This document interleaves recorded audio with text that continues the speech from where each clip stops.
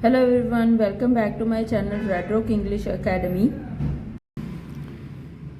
Hello everyone, welcome back to my channel Red Rock English Academy. आज हम आपसे बात करने जा रहे हैं राइटिंग के बारे में। राइटिंग में आपको पहले मैं बता चुकी हूँ कि कैसे टास्क 1 वगैरह कौन कौन से टाइप्स के होते हैं, तो आज उनका ही एक टाइप हम यहाँ पे डिस्कस करने जा रहे हैं। टास्क 1 का लाइन ग्राफ।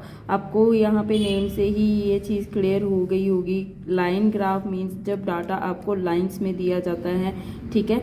अगर लाइंस में आपको डाटा दिया गया है तो आपका जो डाटा है वो कुछ ऐसे ही दिया गया होगा, या तो वो अप साइड होगा या डाउन साइड होगा या कहीं पे स्टेबल होगा, ठीक है, या क्रिस क्रॉस से बने होंगे। तो इसको क्या बोलते हैं हम? लाइन ग्राफ, ठीक है। इसकी आज हम वोकैबुलरी है जो वो हम डिस्कस करेंगे। जो लाइन ग्राफ होता है इसमें क्या होता है, इसमें हम ट्रेंड्स को फॉलो करते हैं। दीज आर ट्रेंड्स, ठीक है। जो भी हमारा अपवर्ड है या डाउनवर्ड है या स्टेबल है, दीज आर ट्रेंड्स। हम बात करते हैं कि कौन कौन से ट्रेंड्स होते हैं। सबसे पहले हम बात कर लें जो अगर अपवर्ड जा रहा है, ठीक है, अगर लाइन कुछ ऐसे बनी हुई है या इंक्रीज इसको हम बोल देते हैं, ठीक है। इसको हम बोल देते हैं राइज, ठीक है। ऊपर की तरफ अगर डाटा जा रहा है तो उसको हम बोल देते हैं rise, increase, grow, climb, go up, incline. ऐसे सिंपल वर्ड्स में भी आप इसको बोल सकते हो, ठीक है। इसके अलावा और भी कई सारे वर्ड्स हैं जो मैं फर्दर बताती हूँ। जैसे अगर डाउनवर्ड है तो हम fall, drop, decrease, go down, decline, plunge, plum, ऐसे वर्ड्स का यूज़ कर सकते हैं जब हमारा डाटा जो है वो डाउनवर्ड में हो। अगर हमारा डाटा स्टेबल है तो हम बोल सकते हैं stay constant, remain stable, steadily, ठीक है, स्टेबलाइज्ड एट, या फिर हम इसको बोल सकते हैं स्टूड एट, ठीक है। सो ऐसे कई सारे वर्ड्स हैं जिसको यूज़ करके हम लोग इस लाइन ग्राफ को डिस्क्राइब कर सकते हैं। एक छोटा सा वे मैं आपको बताती हूँ किस तरीके से हम डिस्क्राइब कर। जैसे हम जब भी सेंटेंस वगैरह स्टार्ट करते हैं लाइन ग्राफ में, तो हमारा जो स्टार्टिंग ऑफ द सेंटेंस वो हम लिख सकते हैं जैसे the number of, the percentage. या तो हमारा डाटा नंबर्स में दिया होता है या परसेंटेज में या अमाउंट या क्वांटिटी, जैसे भी दिया होता है उसके अकॉर्डिंग हम लाइंस को स्टार्ट करते हैं, ठीक है। तो number of, percentage of, amount of, quantity of. और इसको ऐसे भी बता सकते हो कि जैसे किसी भी चीज़ की जो भी है आपकी क्वांटिटी अगर बताई गई है, the number of people who prefer to eat hamburgers at like in, किसी भी कंट्री का नेम भी हो सकता है, ठीक है। जैसे in Japan, which accounted at, accounted at करके बात कर सकते हो, अकाउंटेड हो सकता है, या आप बात कर सकते हो विटनेस्ड एट, विटनेस्ड एट करके बात कर सकते हो, ठीक है। और इसके अलावा कह सकते हो इट नोटिस्ड एट। जैसे भी आपका कहीं पे भी डाटा है तो आप उसको बता सकते हो कि हाँ कहाँ पे नोटिस किया गया है, 57%, 47%। एक तो ये वे हो जाता है सेंटेंस बनाने का।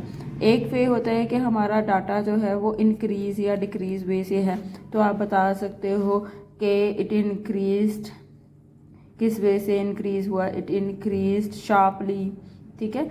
एक यहाँ पे हम लोग बात करेंगे कि जब भी हम लाइन ग्राफ करते हैं तो यहाँ पे हमें एडवर्ब्स एंड एडजेक्टिव्स की बहुत ज़्यादा ज़रूरत पड़ती है, ठीक है। अगर हम एडवर्ब्स एंड एडजेक्टिव्स के साथ फेमिलियर हैं तो हम डेफिनेटली इस चीज़ को बहुत अच्छे तरीके से एक्सप्लेन कर सकते हैं। अब इसमें क्या फ़र्क है, जब भी हम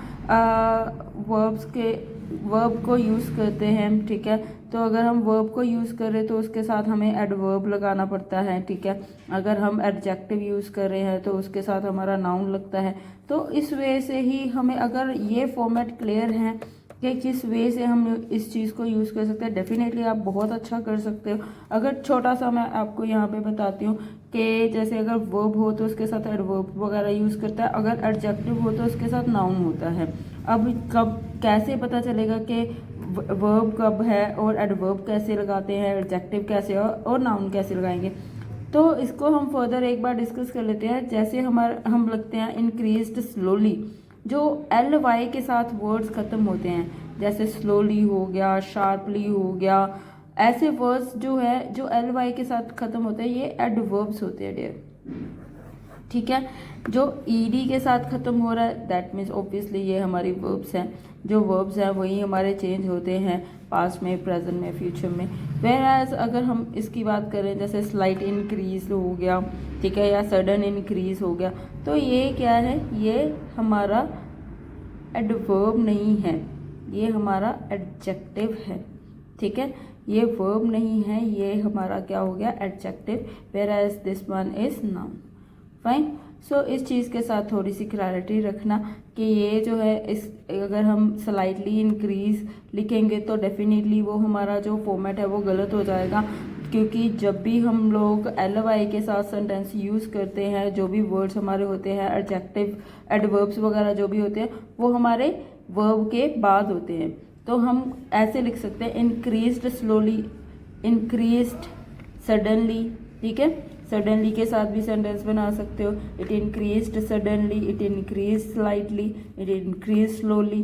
तो ये क्या हो गया हमारा एडवर्ब के साथ, verb and adverb. Whereas अगर हम एडजेक्टिव की बात करें तो हमारा क्या हो सकता है, in slow increase can be notice, ठीक है, sudden increase can be notice, ठीक है, there was a sudden increase in the consumption of hamburgers और समथिंग लाइक दैट।